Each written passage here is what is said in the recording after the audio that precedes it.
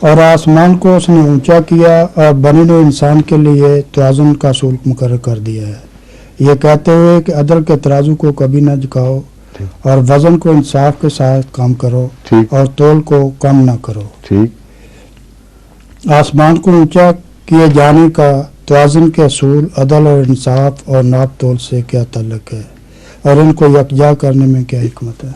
جہاں تک آسمان کی بلندیوں کا تعلق ہے، اگر اس کو مادی تصور کریں تو اس کی بلندی کا قیام عدل پر مبنی ہے۔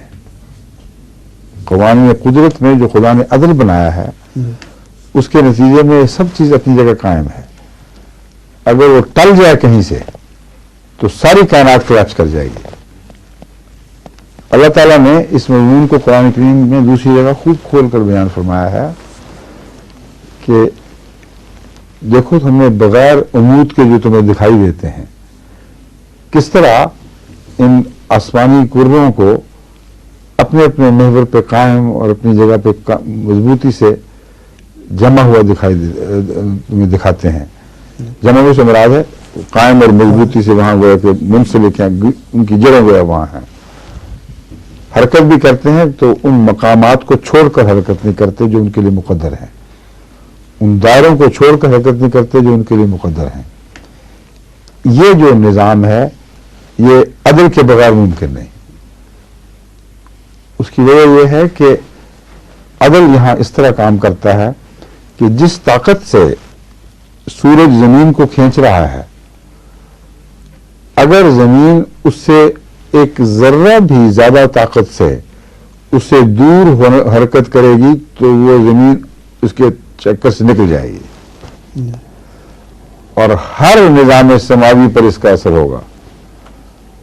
ہر کرہ جو کسی اور کے گرد گھوم رہا ہے، اگر اس کی دور بھاگنے کی طاقت ضرور اس دائرے سے باہر نکل جانا ہے، اور نظام کائنات قائم رہ نہیں سکتا۔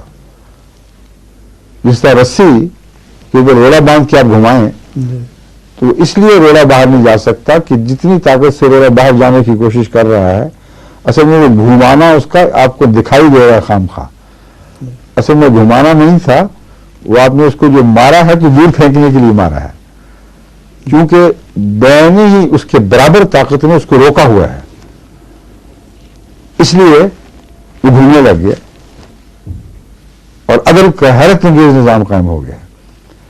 اگر رسی کی بجائے ربڑ ہو یا اسپرنگ ہو جو زیادہ طاقت سے کھینچ رہا ہو تو دو چکر مارے گا اور آ کے واپس پھر وہیں مل جائے گا۔ تو آپ کو نظام عدل دکھائی نہیں دے رہا؟ اللہ تعالیٰ فرما رہا ہے کہ نظام عدل پر ہی ساری کائنات کی بنا ہے، اس کو چھوڑ کر تم کہاں جاؤ گے؟ اور دوسرا رفتوں سے مراد انسانی قدروں کی رفتیں، انسانی نظام کی رفتیں بھی ہیں۔ عدل پر بنا ہے رفتوں کی، تو تم عدل کے بغیر کیسے رفتیں حاصل کرو گے؟ عدل کے بغیر تمہاری سوسائٹی میں کیسے قابل قدر صلاحیتیں پیدا ہوں گی، اس میں عظمت اور رفت پیدا ہوگی؟ اس لیے یہ جھوٹ ہے کہ حکومت کسی ایک شریعت کی بنا پر سارے ملک کے شہریوں پر برابر ہو جائے۔ تبھی خدا نے حکومت کے لیے عدل کو لازم قرار دے دیا ہے، اور عدل کے بغیر کوئی حکومت رفت حاصل کر ہی نہیں سکتی۔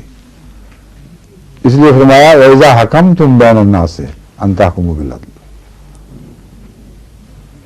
جو مرضی شریعت پہ عمل کرو، ضرور تو خدا نے بھی فرمایا کرتے رہو، میں جو حکومت کرو گے نا پھر عدل سے کرنا۔ عدل شریعت کے اختلاف کو دیکھتا ہی نہیں، برابر کی چیز ہے۔ اور عدل سے رفتوں کا تعلق ہے جو اب آپ کو میں نے سمجھا دیا، امید ہے آپ کو سمجھ آ گئی ہوگی کہ کیوں آسمان کی رفتوں کا اس کے عدل سے تعلق قرار دیا گیا ہے۔ سمجھ آئیے کہ نہیں؟ آئیے۔ شکر جزاک اللہ۔ السلام علیکم۔ وعلیکم السلام۔